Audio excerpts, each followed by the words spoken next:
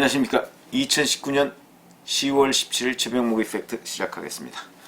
자, 문재인 대통령이 조국 전 법무부 장관을 내정하면서 그 이후에 청문회를 거치고 임명을 하고 그 다음에 서초동 시위가 있고 광화문 시위도 있고 그리고 나서 사퇴하고 이후에 바로 어제죠. 법무부의 김오수 차관과 이성윤 검찰국장 이렇게 두 명을 청와대로 불러서 검찰개혁을 이달 말까지 진행해라 이런 식으로 지시를 했습니다. 자, 이 하나하나를 따지기 전에 전체적으로 그림을 보면 자, 우선 조국 전 장관을 내정한 것, 내정할 때부터 말들이 많았습니다. 왜 그러냐면 대통령의 비서, 자기 비서 아닙니까? 민정수석 비서관이 비서를 장관으로 내려보내는 부분, 사실은 과거 이명박 정부 때 이런 일이 있었죠. 그때 야당이었던 지금의 더불어민주당이 얼마나 많이 반대했습니까? 그런데 그 똑같은 일을 벌였습니다. 반발이 있을 거라는 거 충분히 알고 있었겠죠. 그런데도 밀어붙였고 그 이후 과정 뭐 두말할 필요도 없이 계속해서 밀어붙였습니다. 자, 그 밀어붙인 결과가 뭡니까?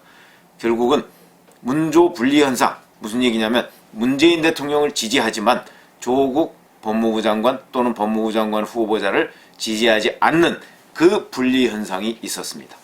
그럼에도 불구하고 문재인 대통령은 계속해서 또는 여권은 계속해서 조국 전 장관을 지지하고 옹호했습니다.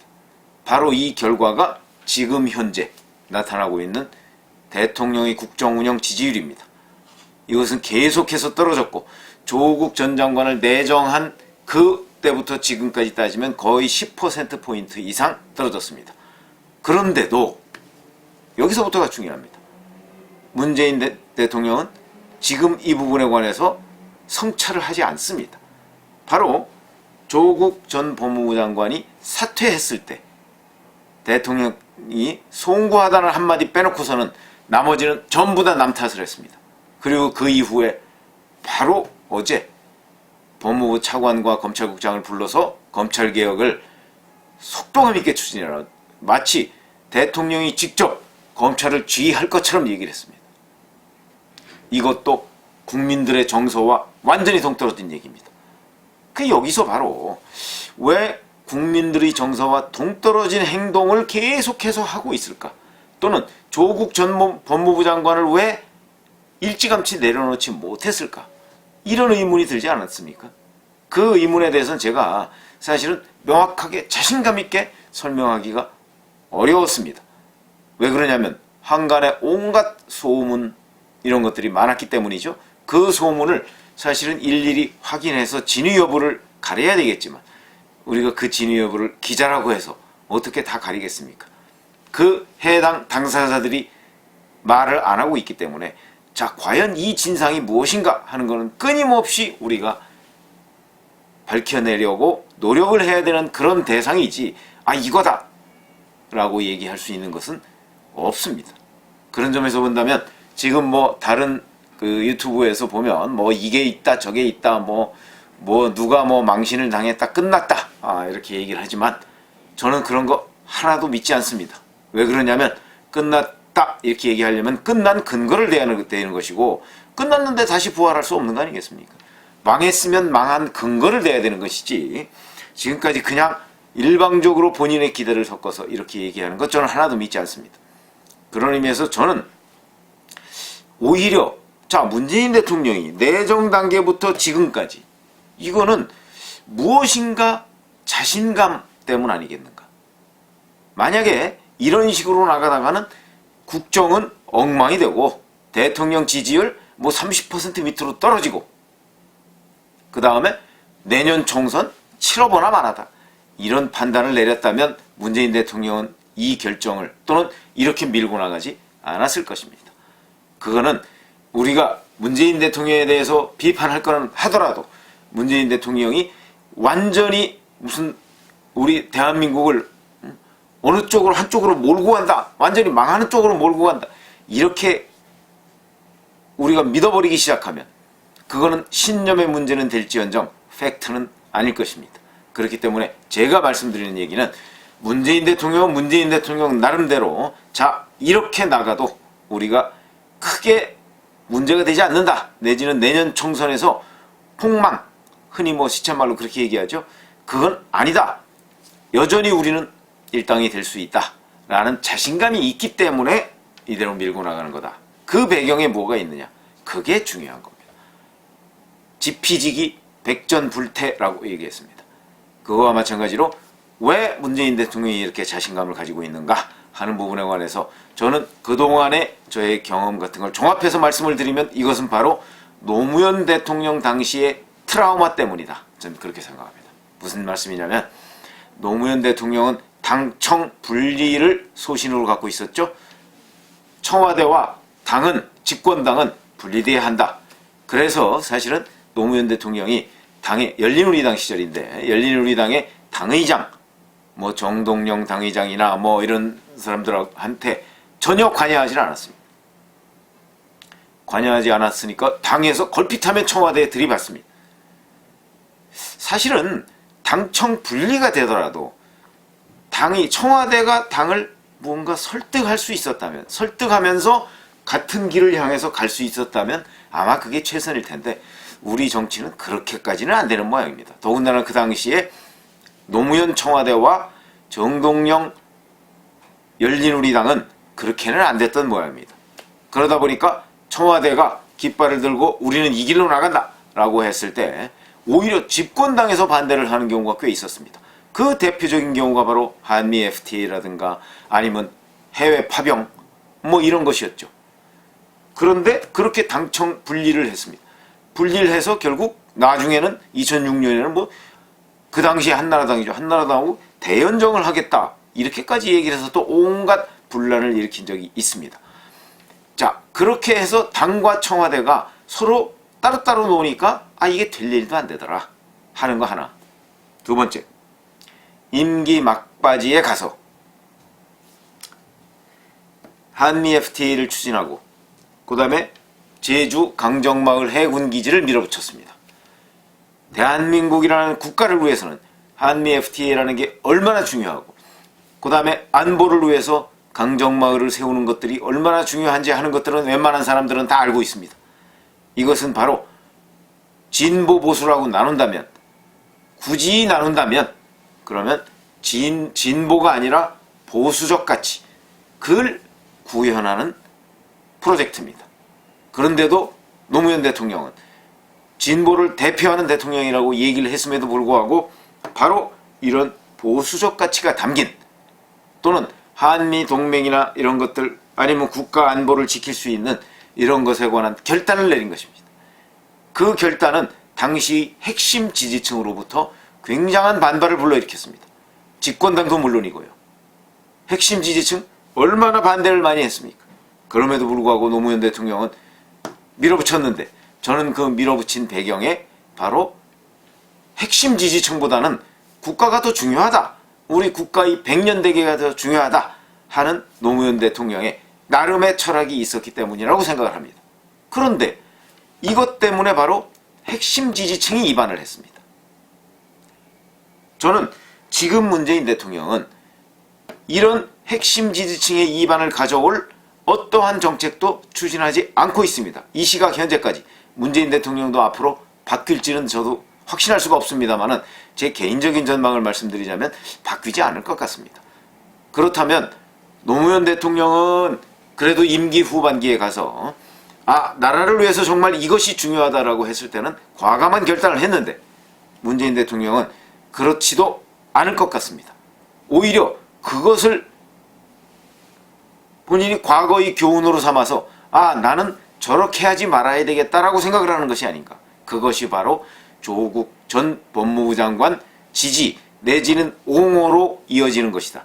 저는 그렇게 판단하고 있습니다. 무슨 얘기냐면 일반 국민들이 정서와는 동떨어지더라도 내가 핵심 지지층은 놓치지 말아야 되겠다. 이 핵심 지지층을 지키기 위해서는 어떤 일을 해야 되는가? 그것이 일반 국민의 정서와 동떨어져 있더라도 나는 핵심 지지층을 유지하기 위한 정책. 그것이 바로 조국 전 법무부 장관 지지 옹호다. 엄호다. 그리고 그것이 바로 현재 검찰개혁이라고 하는 어떤 구호, 이거에 대한 집착이다. 이렇게 생각을 합니다. 그러니까 지금 현재 모든 정책은 핵심 지지층을 잃지 않으려는 곳에 포인트가 맞춰져 있습니다. 그러면 이제 이 다음에 문제가 되는 것이죠.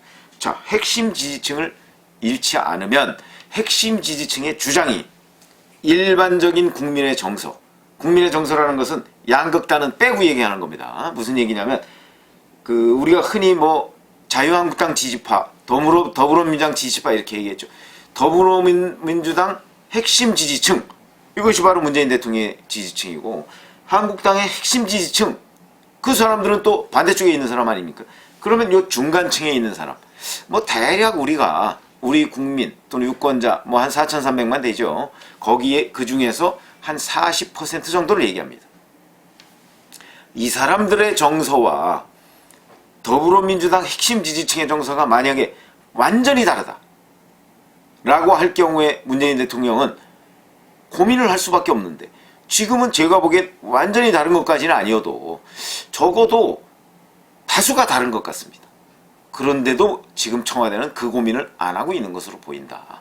그러면 결국 핵심 지지층만 따라가다 보면 이쪽의 중도층은 놓치는 겁니다. 어차피 한국당 지지층이야 뭐 아무리 설득해도 안 되는 데고, 이 중도층을 일정 부분 다수를 흡수해야 문재인 대통령이 목표로 하는 어떤 뭐 정권 재창출이나 총선 승리나 뭐 이런 게 가능하지 않겠습니까?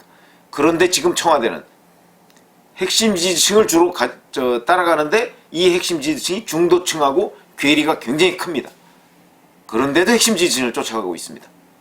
물론 본인들은 그렇게 판단 안 하겠죠. 핵심 지지층을 지키면 언제든지 중도층은 끌어올 수 있다라고 판단을 할 것입니다. 그건 무슨 얘기냐면, 지금 선거가 6개월 남았는데, 자, 이 6개월 동안에 본인들이 어떤 정치공학을 활용해서 충분히 가능하다 이렇게 자신감을 가지고 있는 것으로 보입니다.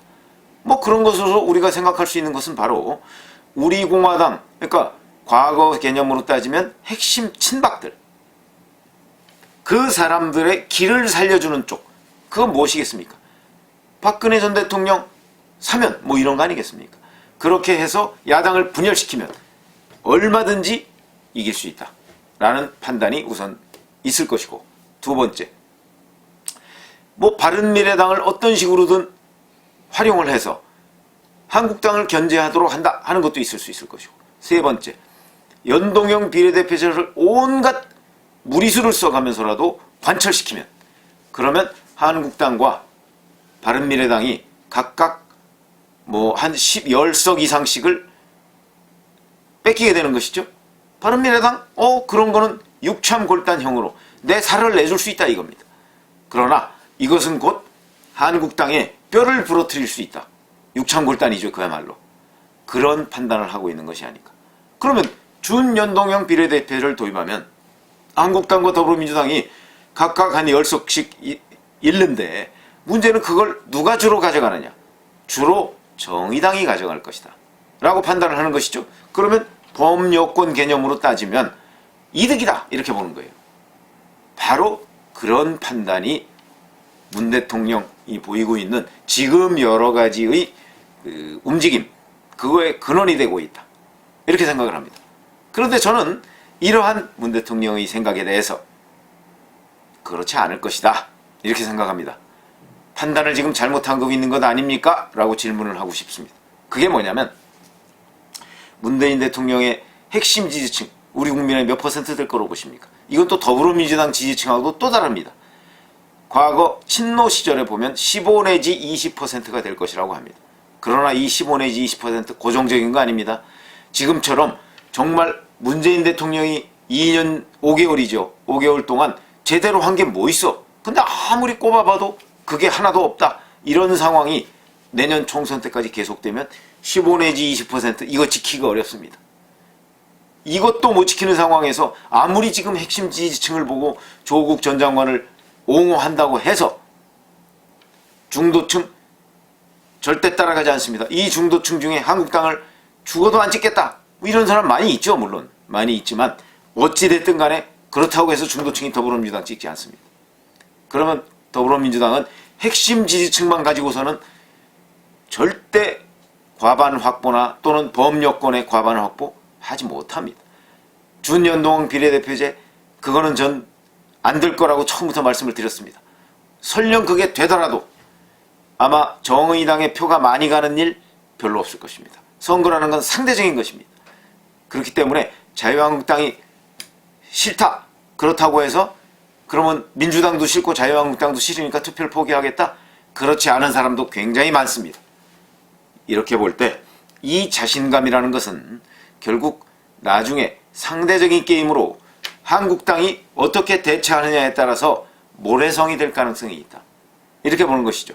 물론 한국당이 2016년에 박근혜 대통령이 유승민 의원을 쳐낼 때처럼 뭐 무슨 진박 논란 뭐 이런 식으로 해서 또다시 엄청난 공천 파동을 일으킨다. 뭐 그러면 뭐 문재인 대통령이 뭐 지금 같은 자신감 뭐 이런 거 굳이 보이지 않고 뭐 무슨 일을 하든 간에 선거에 이길 것입니다. 그러나 한국당 뭐 알 수가 없죠. 저도 알 수가 없으나 다소 공천 파동은 있을 것으로 보입니다. 지금 황교안 대표 하는 일 보면 뭐 그렇게 어떤 본인의 살을 도려내면서까지 뭔가 자유한국당이라는 파이를 키우기 위해서 희생을 할 것 같지는 않습니다. 그러나 그렇더라도 문재인 대통령이 더불어민주당은 훨씬 더 중도층하고 거리를 지금 벌리는 오히려 그런 정책을 추진하고 있기 때문에 상대적으로 본다면 민주당보다는 한국당에 유리한 정치 지형이 앞으로 계속되지 않겠는가 이런 생각을 합니다. 그래서 문재인 대통령이 지금까지 보이고 있는 이 자신감, 이 근원을 저는 조금 전에 말씀드린 대로 그렇게 분석을 하고 있지만 그게 문재인 대통령 또는 여권의 의도대로 되진 않을 것이다. 왜 그러냐면 너무나 실적이 없기 때문입니다. 감사합니다.